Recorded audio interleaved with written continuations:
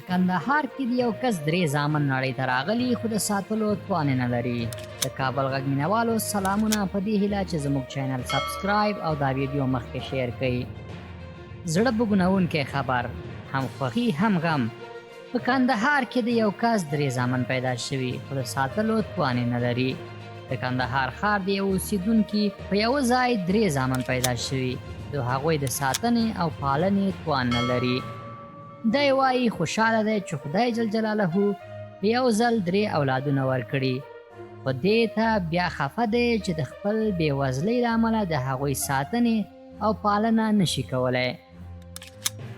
هغه وایي ځینې ملګرو یې ورته ویلي چې یو یا 2 ماشومان وپلوري او په هغه پیسو د بل ماشوم پالنه او روزنه وکړي، خو دا د ده لپاره ډیره دردونکې ده.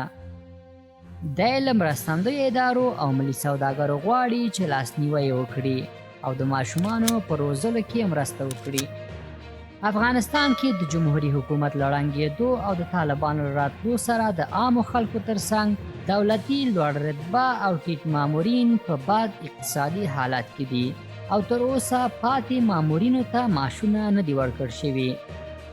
درنو مینوالو، د ورته راپورونو او خبرونو لپاره زموږ یوټیوب چینل سبسکرایب او دا ویډیو مخکې شیر کړئ.